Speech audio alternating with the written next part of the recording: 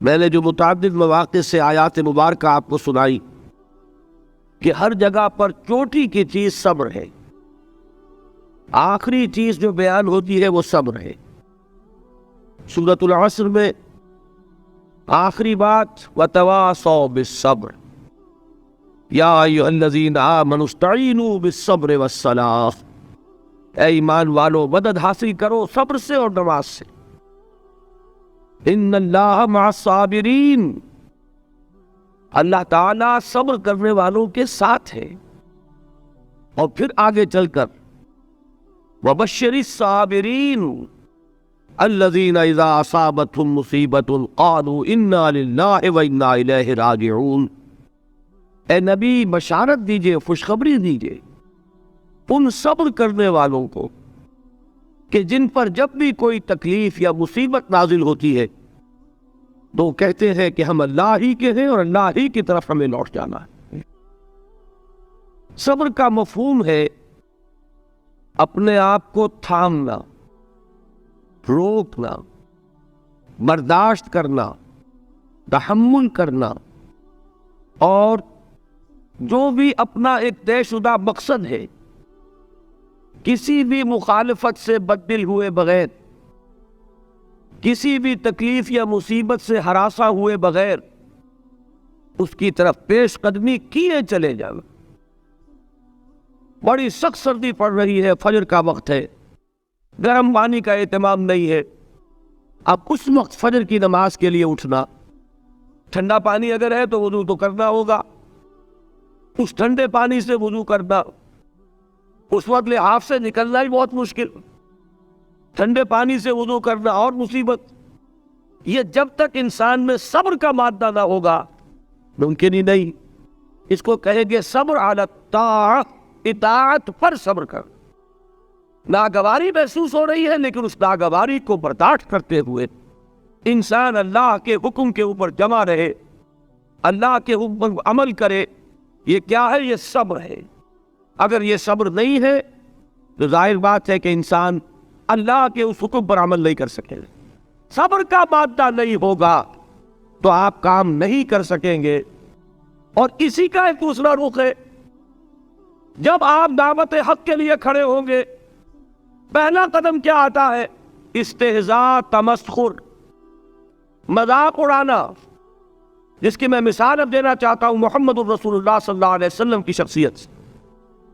دیکھیے ہم کیا اور ہماری بساط کیا، ہم کیا مبلغ ہوں گے، کیا داعی ہوں گے، ہمارے اپنے دامن پر داغ ہوتے ہیں، لیکن یہ کہ محمد الرسول اللہ کے دامن پر کوئی داغ تھا؟ ان کو تو سارے مکے والے الصادق الامین کہتے تھے، نہایت محبوب شخصیت تھے، ان کے لیے تو جا صادق، جا الامین، یہ الفاظ سننے میں آتے تھے، آنکھوں کا تارا۔ لیکن جب آپ نے دعوت اب شروع کی، اب قرآن مجید میں دیکھیے کسی نے کہا مجنون ہو گئے، دماغ خراب ہو گیا، پاگل ہو گئے، اجی شاعر ہیں، کچھ شعر توڑ لیتے ہیں، ہم پر بہت جماتے ہیں۔ کسی نے کہا ساحر ہے، کچھ جادو سیکھ لیا ہے۔ یہاں تک کہ ایسے بدبخت بھی پیدا ہوئے، قرآن میں ہے ساحر کذاب، سحر کرنے والا، جادوگر نہایت جھوٹا۔ یہ الفاظ کہے جا رہے ہیں کس کی شان میں؟ محمد الرسول اللہ صلی اللہ علیہ وسلم۔ قرآن میں نقل کیا گیا یا ایھا الذی نزل علیہ الذکر انک لمجنون۔ کبھی آپ نے اس کا ترجمہ سوچا؟ اے وہ شخص، دیکھیے تصور کیجئے حضور جا رہے ہیں، تشریف لے جا رہے ہیں، کسی دعوت میں ہے، تبلیغ میں، یا ویسے ہی تشریف لے جا رہے ہیں، اور کوئی ایک دم گھٹا ہے لوگوں کا، ادھر سے فکرہ آتا ہے، تیر کی طرح لگتا ہے دل میں جا کر محمد کے صلی اللہ علیہ وسلم۔ اے وہ شخص جس کا یہ خیال ہے کہ اس پر کوئی ذکر نازل ہو رہا ہے، ہمارے خیال میں تو تمہارا دماغ خراب ہو گیا۔ یا ایھا الذی نزل علیہ الذکر انک لمجنون، کہا کہ نہیں کہا؟ اور یہ نہ سمجھیے کہ حضور صلی اللہ علیہ وسلم کے قلب مبارک کو تکلیف نہیں ہوتی تھی۔ میں قرآن سے ثابت کروں گا، میں کہیں کوئی کہانیاں بیان نہیں کرنا چاہتے ہیں۔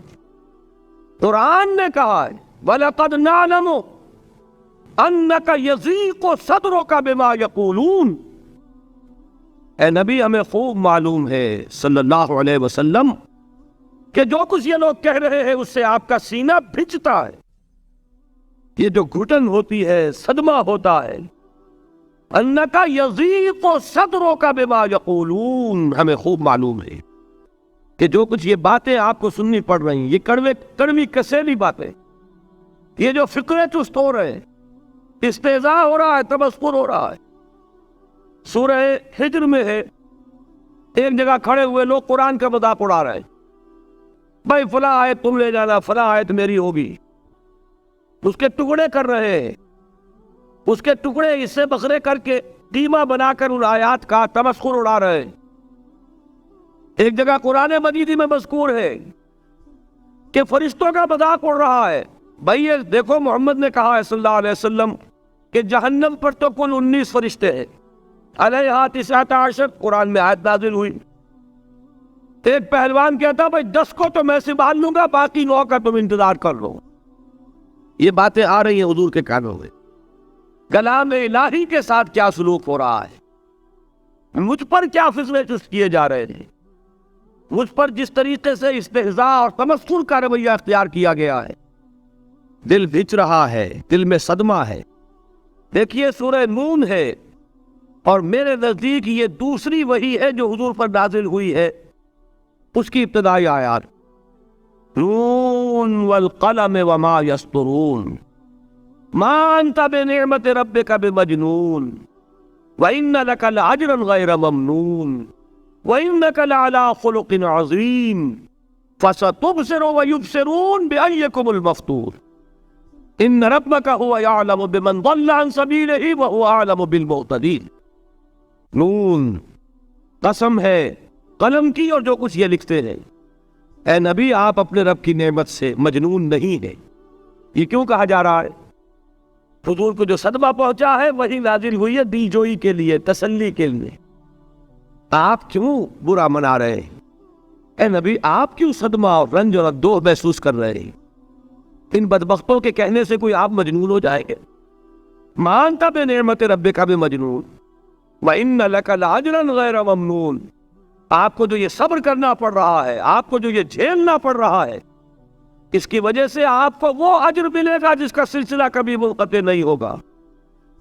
وَإِنَّكَ لَعَلَىٰ خُلُقٍ عَظِيمٍ، اور اے نبی آپ تو خلق عظیم کے حامل ہیں۔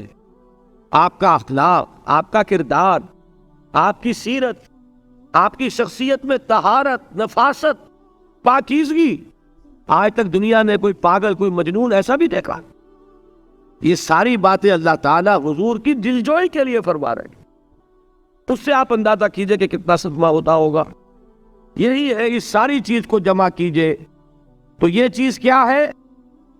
وَاصْبِرْ عَلَىٰ مَا يَقُولُونَ وَاهْجُرْهُمْ حَجْرًا جَمِيلًا۔ صبر کرو اے نبی، صبر کرو اے محمد صلی اللہ علیہ وسلم، جھیلو اور برداشت کرو اس پر جو یہ کہہ رہے ہیں۔ یریدون لیطفئوا نور اللہ بافواہہم، یہ چاہتے ہیں کہ اللہ کے نور کو اپنے منہ سے بجھا دیں، پھونکے مار کے ہی بس۔ نور خدا ہے کفر کی حرکت پہ خندہ زن، پھونکوں سے یہ چراغ بجھایا نہ جائے گا۔ یریدون لیطفئوا نور اللہ بافواہہم واللہ متم نورہ ولو کرہ الکافرون، یہ چاہتے ہیں کہ اپنے منہ کی پھونکوں سے اللہ کے نور کو بجھا دیں، حالانکہ اللہ تعالیٰ تو اپنے نور کا اتمام فرما کر رہے گا، خواہ ان کافروں کو کتنا ہی ناگوار ہوں۔ اس کی ترجمانی ہے، نور خدا ہے کفر کی حرکت پہ خنددن، پھونکوں سے یہ چراغ بجھایا نہ جائے گا۔ یہی وجہ ہے، دیکھیے مکی صورتوں میں خود نبی اکرم صلی اللہ علیہ وسلم کو اتنے مختلف پیرایوں میں صبر کا حکم دیا گیا۔ کچھ مثالیں میں دے چکا ہوں، وَلِرَبِّكَ فَاصْبِرْ، اسی طریقے سے وَاصْبِرْ كَمَا صَبَرَ أُولُو الْعَزْمِ مِنَ الرُّسُلِ، اے نبی صبر کیجئے جیسے کہ صبر کیا ہمارے اولو العزم رسولوں نے۔ وَاصْبِرْ وَمَا صَبْرُكَ إِلَّا بِاللَّهِ، اے نبی صبر کیجئے اور آپ کا صبر تو اللہ ہی کے سہارے ہے۔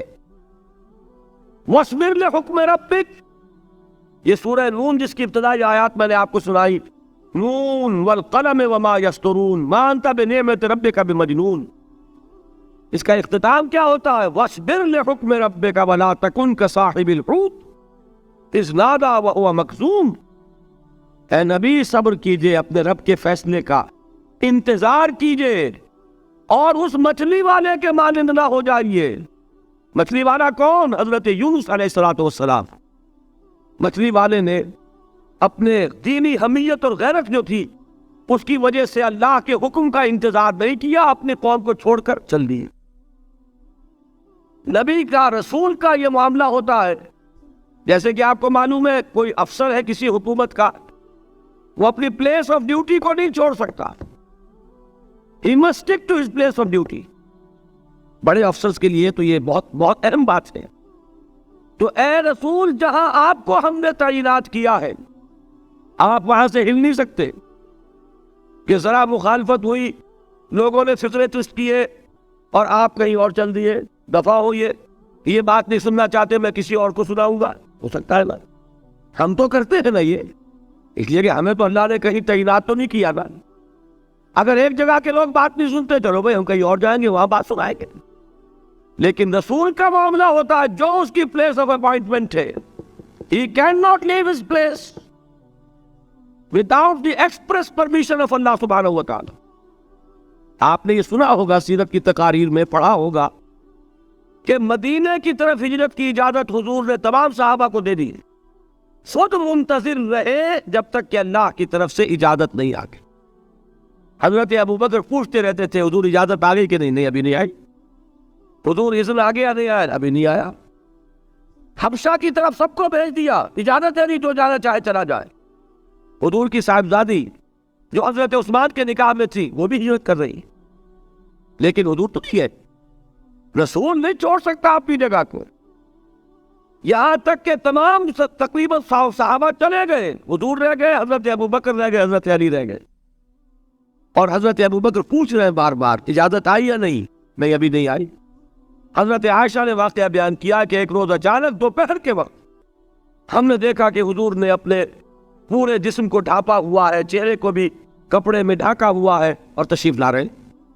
یہ اس میں تعجب کی بات یہ کہ عرب میں آج بھی آپ کو معلوم ہے کہ یہ چیز جو ہے ان کی روایات کے خلاف ہے کہ دوپہر کے وقت کوئی کسی سے ملنے جائے. یہ وقت جو ہے قیلولے کا ہے، آرام کا ہے. تو این ٹھیک دوپہر کے وقت تشریف لائے حضور. آپ نے آ کے حضرت ابوبکر سے فرمایا کہ اجازت آ گئی ہے. حضرت ابوبکر نے بہت خوش ہو کر ایک بات کہی، حضور میں نے 2 اونٹنیاں تیار کی ہوئی ہیں. یعنی اب آپ تو سوچتے تھے نا شاباش ملے گی کہ میں نے تیاری کی ہوئی ہے. میں نے 2 اونٹنیوں کو خوب کھلا پلا کے فرما کیا ہوا ہے، بڑی توانا ہے تاکہ ہم تیزی کے ساتھ سفر کر سکیں. حضور نے توقف کیا، فرمایا ہاں ٹھیک ہے، 1 اونٹنی میں استعمال کروں گا لیکن میں اس کی قیمت ادا کروں گا. حضرت ابوبکر کی آنکھوں میں آنسو آ گئے. روتے ہوئے کہا حضور مجھ سے یہ مغایرت، کیا یہ جان اور مال کسی اور کے لیے ہے؟ آپ مجھ سے بھی کہہ رہے ہیں میری اونٹنی جو ہے وہ بھی بلا معاوضہ آپ کو بولنے فرما رہے ہیں. یہ ہے محمد الرسول اللہ کی غیرت اور حمیت کا وہ. اب دیکھیے ایک بات عجیب ہے، یہ ربط اپنے ذہن میں رکھیے. اللہ تو صبر کی تلقین کر رہا ہے اپنے رسول کو، اور رسول یہی تلقین کر رہے ہیں اپنے صحابہ کو. صبر کرو، جھیلو، برداشت کرو، ہاتھ مت اٹھانا، کوئی جوابی کارروائی نہیں ہوگی، بلکہ اپنے اوپر جھیلو جو کچھ جھیلنا ہے، ڈٹے رہو، پیچھے مت ہٹنا، یہ صبر ہے. لیکن ہاتھ اٹھانے کی اجازت نہیں. چنانچہ اب ذرا چشم تصور سے دیکھیے، ابو جہل اس نے جو بدترین روش اختیار کی، وہ ایک خاندان تھا حضرت یاسر، ان کی اہلیہ حضرت سمیہ اور ان کے فرزند حضرت عمار رضی اللہ تعالی عنہم. یہ غلام نہیں تھے. حضرت سمیہ تو کنیز تھی لیکن یاسر غلام نہیں تھے. ان کی کہانی یہ ہے، واقعہ یہ ہے کہ یہ بہت نیک آدمی تھے. یاسر یمن کے باشندے، انہیں کو خواب میں بشارت ہوئی کہ نبی کا ظہور ہونے والا ہے مکے میں، جاؤ شاید ان کے قدموں تک پہنچ جاؤ۔ یہ یمن سے ترک وطن کر کے مکے آ گئے۔ ابو جہل کا ایک چچا تھا، بہت شریف النفس انسان ہے، اس کے ساتھ معاہدہ کیا حلیف بن کر، اور وہ مکے میں رہنے لگے۔ اس لیے کہ نوٹ کر لیجئے، مکہ اس وقت ایک قبیلے کا شہر تھا، صرف قریش۔ یا قرشی رہ سکتا تھا وہاں، یا قرشی کا حلیف، کہ اگر تو کسی قرشی نے آپ کو امان دی ہوئی ہے تو آپ رہ سکتے ہیں مکے میں، ورنہ نہیں۔ یا تیسرے قرشی کا غلام، غلام تو ملکیت ہی ہے اس کی، جیسے بھیڑ بکری ہے کسی قرشی کی، اسی طرح اس کے غلام ہے۔ یہ تین کیٹیگریز تھی انسانوں کی مکے میں۔ اسی کو نوٹ کیجئے کہ جو بیچارے غلام تھے وہ سب سے زیادہ ستائے گئے، اس لیے کہ غلاموں کے تو حقوق ہی کوئی نہیں تھے۔ بلال غلام تھے، ابو فقی غلام تھے، زلیرہ ایک کنیز تھی، ان کو جو مارے پڑی ہے اس کا آپ کو معلوم ہے۔ حضرت بلال کے ساتھ جو کچھ امیہ ابن خلف نے کیا، کہ جس طریقے سے کہ حیوانوں کی لاشیں جو ہے کھینچ کر گھسیٹ کر لے جائی جاتی ہیں، ان کی گردن میں رسی ڈال کر گھسیٹتے، اسی طریقے سے حضرت بلال کے گردن میں رسی ڈال کر ٹھیک دوپہر کے وقت مکے کی سنگلاخ گلیوں کے اندر گھسیٹا جاتا، نیچے زمین جل رہی ہے توے کی طرح، اور ویسا بھی ہوتا تھا کہ چت لٹا دیا، اوپر سے وہ آگ مکے کا، کہ سورج جو ہے ذرا نوٹ کیجئے، آگ برسا رہا ہے، نیچے زمین توے کی طرح جل رہی ہے، اور ایک بھاری سل بھی لا کر جو ہے سر پر رکھ دی، چھاتی پر رکھ دی گئی ہے، کہ آواز نہیں نکل رہی، جھاگ نکل رہے منہ سے، لیکن اس حال میں بھی احد احد احد، ایک ایک اللہ، قل هو اللہ احد، الفاظ نکل گئے۔ یہ ہے وہ صبر، صبر علی الابتلاء، صبر علی الایذاء، یہ ابتلاء اور ایذاء پر صبر ہے، جھیلو برداشت کرو، اس توحید پر قائم رہو، محمد کی رسالت کے اقرار کرتے رہو صلی اللہ علیہ وسلم، لیکن ہاتھ نہیں اٹھانا۔ اب میں آپ کو بتا رہا تھا یہ تو غلام تھے، یہ جو تھے یاسر، یہ حلیف تھے، غلام تو نہیں تھے نا۔ البتہ وہ ابو جہل کے چچا کی کنیز تھی یہ سمیہ، انہوں نے اجازت لے کر ان سے نکاح کر لیا، یہ تو کنیز رہے گی۔ بیٹا جو ہوا وہ بھی ایک طرح سے، جب کنیز زیادہ ہے تو غلام ہو گیا، عمار ابن یاسر۔ وہ جو شخص تھا بہت شریف النفس ابو جہل کا چچا، وہ مر گیا، اب ابو جہل جو ہے اس خاندان کا سربراہ ہے، لہذا یہ تینوں جو افراد ہیں وہ اس کے رحم و کرم پر ہیں۔ یاسر کو بھی پروٹیکشن اگر ہے تو ابو جہل کی ہے، ابو جہل جو چاہے کرے، اور سمیہ تو کنیز ہے ہی، اس کا تو کوئی حق ہے ہی نہیں، جو چاہے کرے، اور عمار ان دونوں کا بیٹا ہے، لہذا بدترین معاملہ کیا ابو جہل نے ان تین افراد کے ساتھ۔ حضرت سمیہ کے ساتھ جو کچھ کیا گیا ہے آپ اس کا تصور نہیں کر سکتے۔ بالآخر جو شہید کیا ہے حضرت سمیہ کو، ایذائیں دے دے کے، سسکا سسکا کے، ان کے جسم کے نازک حصوں کو جلا کے، داغ دے کر، کہتا کیا تھا، ایک دفعہ کہہ دو کہ میرا جو یہ بت ہے یہ بھی الہ ہے، مان لو میں چھوڑ دوں گا۔ تنگ آ گیا، کسی طریقے سے ایک دفعہ کہہ دو پھر میں چھوڑ دوں گا۔ لیکن یہ میاں بیوی حضرت یاسر اور حضرت سمیہ رضی اللہ تعالی عنہما، یہ ہے ثبات، یہ ہے صبر، یہ ہے استقلال، ایک مرتبہ بھی کہنے کے لیے تیار نہیں، جو چاہو کر لو، اب ہم تو اس سے پیچھے نہیں ہٹے۔ تنگ آ کر اس نے حضرت سمیہ کی تو شرمگاہ میں برچھا مارا اور شہید کیا۔ حضرت یاسر کے بارے میں ایک روایت یہ ہے، ستا ستا کے، تنگ کر کر کے، آخر کار جو ختم کیا، انہیں شہید کیا کس طرح، 4 سانڈ اونٹ جوان، ان سے رسے باندھے، ایک رسے سے ایک بازو باندھا، دوسرے سے دوسرا بازو باندھا، تیسرے سے ایک ٹانگ باندھی، چوتھے سے دوسری ٹانگ باندھی، اور چاروں کو دوڑایا ہے کہ جسم کے پرخچے ہو گئے۔ اس وقت سامنے سے حضور گزرتے تھے جبکہ آل یاسر کے ساتھ یہ معاملہ ہو رہا ہے، کیا فرماتے تھے، اسمروا یا آل یاسر فإن موعدکم الجنہ، اے یاسر کے گھر والوں صبر کرو، کھیلو، اس لیے کہ تمہارے وعدے کی جگہ جنت ہے. اللہ تعالیٰ ادھر آنکھ بند ہوگی ادھر جنت میں تمہارا داخلہ ہو جائے گا. یہ ہے تواصوا بالصبر والعصر ان الانسان لفی خسر. یہ تواصوا بالصبر پر کون عمل کر رہا ہے؟ محمد الرسول اللہ صلی اللہ علیہ وسلم. دے تو بھی محمد کی صداقت کی گواہی. یہ صداقت کی گواہی دیتے ہوئے انہوں نے اپنی جانیں دے دی. 4 سے لے کر 12 تک 8 برس اس کو کہتے ہیں پرسیکیوشن، فزیکل پرسیکیوشن، تشدد، مار پیٹ، جلانا، دیکھتے ہوئے انگاروں پر لٹانا، فاقے رکھنا، بھوکے رکھنا. ان کو ڈال دی گئی زنجیریں، گھروں میں بند کر دیا گیا نوجوانوں کو.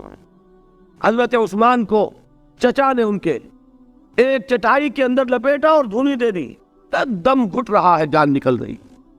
حضرت مصعب بن عمیر رضی اللہ تعالی عنہ، وہ نوجوان 200 درہم کا جوڑا ان کا سل کر آتا تھا شام سے تیار ہو کر، لباس معطر ہوتا تھا، جدھر سے نکل گیا پوری گلی جو ہے وہ معطر ہو گئی، انگلیاں اٹھ رہی ہے، وہ جا رہا ہے مصعب، یہ خوشبو اس کی ہے. اس مصعب کے ساتھ کیا سلوک کیا؟ باپ تو مر چکا تھا، ماں نے پالا تھا، دولت بہت چھوڑ کر گیا تھا باپ، لہذا ماں نے بڑے ناز و نام میں پالا، بڑے لاڈ پیار میں. 200 درہم کا جوڑا تیار ہو رہا ہے. لیکن یہ کہ آپ کو معلوم ہے عرب کے اس معاشرے میں عورت کی کوئی حیثیت نہیں تھی، ماں کا اختیار نہیں تھا. چچا تھا سربراہ خاندان کا. چچا نے کہا مصعب اگر تم نے اپنے باپ کا دین چھوڑ دیا ہے تو باپ کی دولت پر بھی تمہارا کوئی حق نہیں ہے، نکل جاؤ گھر سے. اس نے یہ سوچا تھا کہ مصعب کے ہوش ٹھکانے آ جائیں گے، دن میں تارے نظر آ جائیں گے، ناز و نام میں پلا ہوا گھر سے نکل کے جائے گا کہاں؟ یہ سارا نشہ جو ہے توحید کا یہ ہرن ہو جائے گا. حضرت مصعب کا جواب بالکل برعکس تھا. اچھا ٹھیک ہے چچا جان، میں گھر چھوڑتا ہوں. وہی بات جو کبھی کہی تھی ابراہیم نے. باپ نے کیا کہا تھا؟ واجرنی ملیہ، جاؤ چلے جاؤ، دفع ہو جاؤ میری نگاہوں سے. حضرت ابراہیم نے کیا جواب دیا تھا؟ سلام علیک ساستغفر لک ربی انہ کان بی حفیہ. اچھا باجان آپ کا حکم یہی ہے تو میں چلتا ہوں، آپ پر سلامتی ہو، میرا رب مجھ پر بڑا مہربان ہے، میں اس سے آپ کے لیے استغفار کروں. جلدی. یہی جو ہے حضرت ابراہیمی کی نسل ہے نا قریش. آج ابراہیم کے ایک بیٹے کے ساتھ وہی معاملہ ہو رہا ہے، مصعب کے ساتھ، اور مصعب چلنے کے لیے تیار ہو گئے. چچا نے سوچا، میں سمجھتا تھا کہ ہوش ٹھکانے آ جائیں گے، یہ تو تیار ہو گیا نکلنے کے لیے. غصے میں آ کے اگلی بات کہی، یہ کپڑے جو پہنے ہوئے تم نے یہ بھی اسی مشرک باپ کی کمائی کے ہیں، اتارو ان کو. وہی کپڑے اتارے، مادرزاد برہنہ گھر سے نکالے گئے. ماں کے پاس پہنچے، ماں نے آنکھوں پر ہاتھ رکھے. مصعب کیا ہوا؟ ماں سے کہتے ہیں کہ ماں میں موحد ہو گیا. اور وہاں سے گئے، پھر حضور کی خدمت میں کپڑے کہیں سے مانگے ہوں گے. یہ مصعب ہیں 200 درہم کا جوڑا پہننے والے. جب حضور پر مدینے کے 12 افراد ایمان لائے تھے، بیعت عقبہ اولیٰ ہوئی، انہوں نے کہا کہ حضور ہمیں کوئی شخص اپنا ایسا شاگرد دیجئے جو ہمیں قرآن پڑھا سکے. حضور نے حکم دیا مصعب جاؤ، اب مدینے جاؤ، یثرب جاؤ، یثرب والوں کو قرآن پڑھاؤ، انہیں تبلیغ کرو. مصعب گئے ہیں وہاں، 1 سال کی کمائی 75 افراد لا کر حضور کے جھولی میں اگلے سال ڈال دیے کہ حضور یہ میری 1 سال کی کمائی ہے. 72 مرد 3 عورتیں. بہرحال وہ مصعب بن عمیر ہے جو غزوہ احد میں شہید ہوئے، اور جب شہید ہوئے تو ان کے جسم پر صرف ایک چادر تھی. یہی چیزیں ہیں اصل میں کہ جو ہمارے دلوں کو منور کرنے والی ہیں نور ایمان سے. وہ علم بردار تھے غزوہ احد میں، جھنڈا مسلمانوں کا ان کے پاس تھا. ایک ہاتھ پر ایک شانے پر وار پڑا، ہاتھ کٹ گیا، دوسرے سے تھاما، دوسرے پہ کٹ گیا، اب دونوں حصوں کے بچے ہوئے ٹکڑوں سے جھنڈے کو تھاما، گرنے نہیں دیا، یہاں تک کہ شہید ہو گئے. گرے ہیں تو جھنڈا گرا ہے. شکل میں حضور سے بہت مشابہ تھے. خبر اڑ گئی کہ محمد شہید ہو گئے صلی اللہ علیہ وسلم. یہ مصعب بن عمیر کا واقعہ ہے. جب ان کو اب دفن کرنے کا وقت آیا، اور شہید کے لیے کفن جو ہے اس کا وہی لباس ہوتا ہے جو شہادت کے وقت ہو.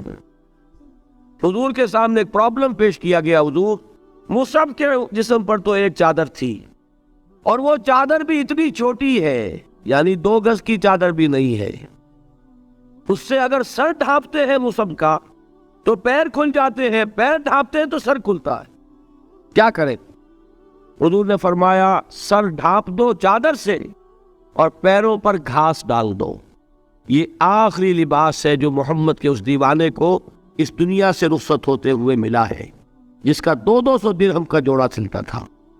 یہ ہے صبر۔ برداشت کیا کہ نہیں کیا؟ یہ خباب بن الارت پیشے کے لحاظ سے لوہار تھے۔ سوچئے ایک زندہ انسان کو دہتے ہوئے انگاروں پر لٹایا جا رہا ہے، ان انگاروں سے کھال جلی، کمر کی چربی پگھلی، تو اس پگھلنے والی چربی سے وہ انگارے ٹھنڈے پڑے۔ یہ سب کچھ جھیل رہا ایک شخص۔ سوچنے والوں نے سوچا نہیں ہوگا کیا جرم تھا ان کا، تو بڑا شریف آدمی ہے، بہت اچھا کاریگر ہے، وقت پر کام دیتا ہے، مناسب اجرت لیتا ہے، یہ کیا ہوا؟ یہ کوئی جرم نہیں، جرم صرف ایک ہے، ایک اللہ کو مانتا ہے اور محمد کے دامن سے وابستہ ہے۔ سنگار فَاسْتَعِينُوا بِالصَّبْرِ وَالصَّلَاةِ، مدد حاصل کرو کس سے؟ صبر سے اور نماز سے۔ ان اللہ مع الصابرین، جان لو کہ اللہ تعالیٰ صبر کرنے والوں کے ساتھ۔ وَلَا تَقُولُوا لِمَن يُقْتَلُ فِي سَبِيلِ اللَّهِ أَمْوَاتٌ، اور ہرگز نہ کہو اسے جو اللہ کی راہ میں قتل ہو جائے کہ وہ مردہ ہے۔ بل احیاء ولکن لا تشعرون، نہیں، وہ زندہ ہے لیکن تمہیں ان کا شعور نہیں ہے۔ اور سنیے اب یہ آیت اہم ترین ہے صبر کے موضوع پر۔ وَلَنَبْلُوَنَّكُمْ بِشَيْءٍ مِّنَ الْخَوْفِ وَالْجُوعِ وَنَقْصٍ مِّنَ الْأَمْوَالِ وَالْأَنفُسِ وَالثَّمَرَاتِ وَبَشِّرِ الصَّابِرِينَ، اور دیکھو ہم تمہیں آزمائیں گے۔ وَلَنَبْلُوَنَّكُمْ، ہم لازماً آزمائیں گے تمہیں، بِشَيْءٍ مِّنَ الْخَوْفِ، خوف کی کیفیت طاری کر کے، والجوع، بھوک، فقر اور فاقہ، ونقص من الاموال، مالی نقصان، والانفس، جانی نقصان، والثمرات، اور ثمرات، پھلوں اور میووں کا نقصان۔ میرے نزدیک یہاں پر ثمرات کا مفہوم ایک اور بھی ہے۔ ایک تو صاف تھا کھجور کی فصل تیار ہے اور غزوہ تبوک جانے کا حکم مل گیا، کون اتارے گا؟ اور کھجور وقت پر اتری نہیں، برباد ہو جائے گی۔ یہ ہو رہا ہے نا میووں کا نقصان۔ اور میرے نزدیک یہاں یہ بھی ہے، بسا اوقات بہت سی محنتوں کا نتیجہ انسان دیکھتا ہے کہ ضائع چلا گیا، میں نے 10 سال محنت کی، حاصل کوئی نہیں نکلا۔ یہ ثمرات کیا ہے؟ محنتیں، محنتوں کے ثمرات کا ضیاع۔ کوشش آپ نے کی، قسمت کی خوبی دیکھی ہے، ٹوٹی کہاں کمن، 2-4 ہاتھ جب کے لبے بام رہ گئے۔ Be prepared. ایک شاعر کی یہ اشعار ہے، یہ فصل امیدوں کی ہمدم اس بار بھی غارت جائے گی، سب محنت صبح و شاموں کی اب کے بھی اکارت جائے گی۔ میرے نزدیک یہ ثمرات کا جو لفظ یہاں آیا ہے، وَنَقْصٍ مِّنَ الْأَمْوَالِ وَالْأَنفُسِ وَالثَّمَرَاتِ، سب محنت صبح و شاموں کی اب کے بھی اکارت جائے گی۔ دھرتی کے کونوں کھدروں میں پھر اپنے لہو کی کھاد بھرو، پھر مٹی سینچو اشکوں سے، پھر اگلی رت کی فکر کرو، پھر اگلی رت کی فکر کرو، جب پھر ایک بار اجڑنا ہے۔ ایک فصل پکی تو بھر پایا، تب تک تو یہی کچھ کرنا ہے۔ ایک مقصد ہے سامنے، انقلاب برپا کرنا ہے۔ ایک کوشش ناکام ہو جائے کوئی پرواہ نہیں، نیکسٹ، پھر تیار نہ ہو ناکامی کے لیے۔ ایسا نہ ہو جو انگریزی میں کہتے ہیں hope for the best but be prepared for the worst. ایسا نہ ہو کہ دوسری مرتبہ ناکام ہو کے بددل ہو جاؤ، تمہاری ہمتیں جواب دے جائیں، نہیں، پہلے سے تیار رہو کہ دوسری مرتبہ بھی ناکامی آئے تو آئے، لیکن جب تک کہ کامیابی حاصل نہیں ہوتی ہمیں یہ کام کیے چلے جاؤ۔ دیکھیے سیرت میں آیا کہ نہیں یہ واقعہ؟ بدر میں مسلمانوں کو فتح ہوئی تو احد میں زک پہنچی کہ نہیں؟ 70 صحابہ شہید ہوئے کہ نہیں؟ اگر ان کی ہمتیں جواب دے جاتی تو گاڑی کیسے چلتی آگے؟ تو فرمایا وَلَنَبْلُوَنَّكُمْ بِشَيْءٍ مِّنَ الْخَوْفِ وَالْجُوعِ وَنَقْصٍ مِّنَ الْأَمْوَالِ وَالْأَنفُسِ وَالثَّمَرَاتِ، ہم تمہیں لازم آزمائیں گے خوف کی کیفیت سے، فقر و فاقے کی کیفیت سے، بھوک سے، جان کے نقصان سے، مال کے نقصان سے، محنتوں کے حاصل کے ضائع ہو جانے سے۔ وَبَشِّرِ الصَّابِرِينَ، اور اے نبی بشارت دیجئے صبر کرنے والوں، الَّذِينَ إِذَا أَصَابَتْهُمْ مُصِيبَةٌ، وہ کہ جب ان پر کوئی تکلیف آئے، کوئی مصیبت آئے، کوئی آزمائش آئے، قالوا انا للہ وانا الیہ راجعون، وہ یہ کہے کہ ہم اللہ ہی کے ہیں، اللہ ہی کی طرف لوٹ جانا ہے۔ یہ وہی انداز ہے جو میں نے فارسی کا شعر سنایا تھا آپ کو کہ سر تسلیم خم ہے جو مزاج یار میں آئے، وہ ہمارا مولا ہے، ہمارا آقا ہے، اگر اسے یہی منظور ہے تو ہمیں بھی یہی منظور۔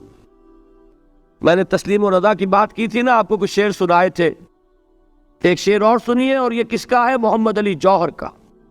ایک مرتبہ جیل گئے، ان کی ایک بیٹی جوان بیمار ہوئی، فوت ہو گئی، باہر چھوڑا انگریز نے، جاؤ بھائی دفن کر دو بیٹی کو۔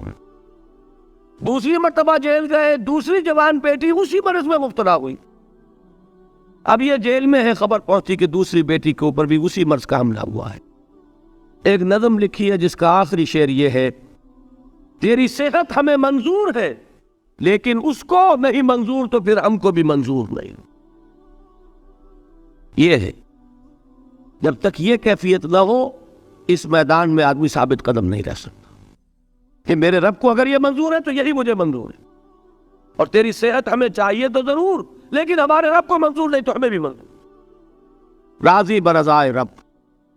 وَبَشِّرِ الصَّابِرِينَ الَّذِينَ إِذَا أَصَابَتْهُمْ مُصِيبَةٌ قَالُوا إِنَّا لِلَّهِ وَإِنَّا إِلَيْهِ راجعون۔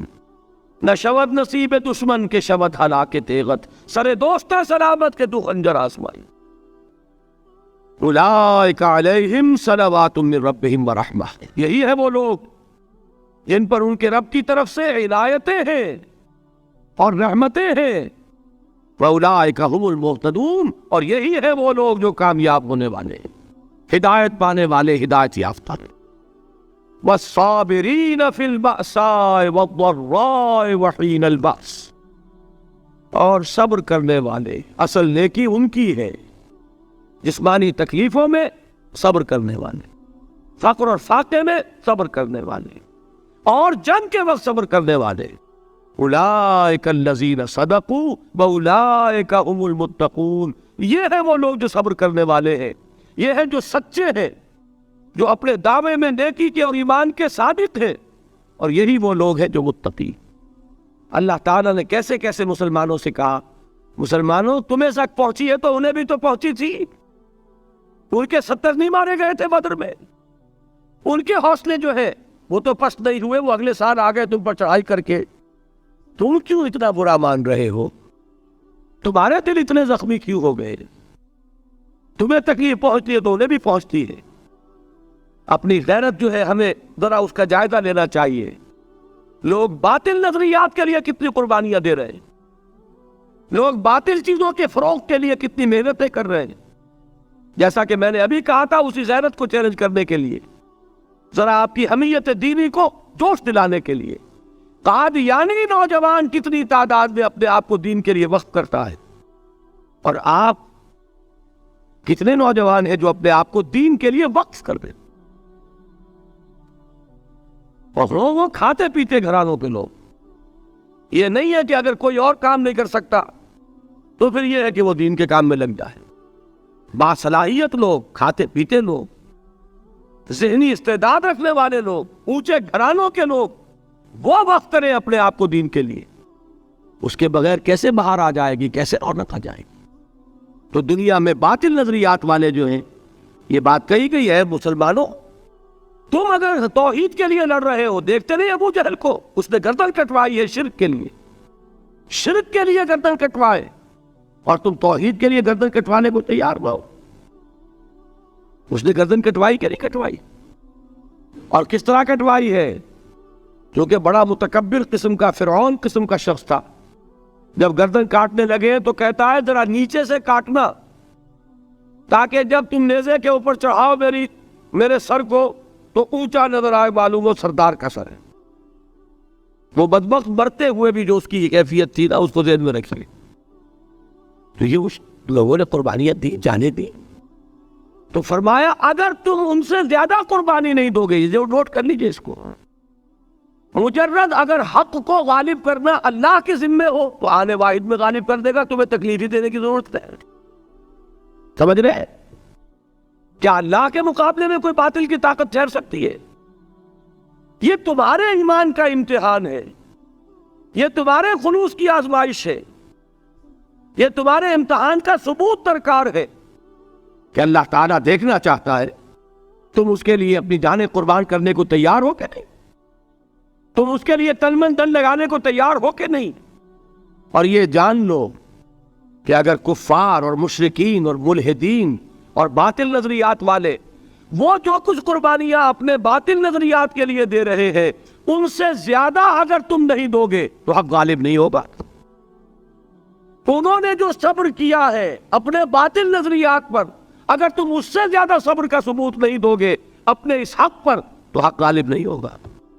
اس لیے فرمایا یا ایھا الذین آمنوا اصبروا وصابروا، نہ صرف یہ کہ صبر کرو بلکہ صبر میں اپنے دشمنوں سے آگے نکلو، ان کے صبر سے بڑھ کر صبر کرو. وَرَابِطُوا، مرابطہ کہتے ہیں چوکس رہنا، ہوشیار، پہرا دو. ایسا نہ ہو کہ دشمن جو ہے غفلت میں تمہارے اوپر کوئی حملہ جو ہے کر بیٹھے. وَاتَّقُوا اللَّهَ، اور اللہ کا تقوی اختیار کرو، لعلکم تفلحون، تاکہ تم فلاح پاؤ. یہ ہے حضرات تواصوا بالصبر. میں نے عرض کیا تھا ہر جگہ پر آپ کو چوٹی کی بات صبر ملے گا. آیت الکرسی، آیت البر جو میں نے آپ کو سنائی آخر میں، والصابرین فی الباساء والضراء وحین الباس. حامیم سجدہ، وما یلقاها الا الذین صبروا وما یلقاها الا ذو حظ عظیم.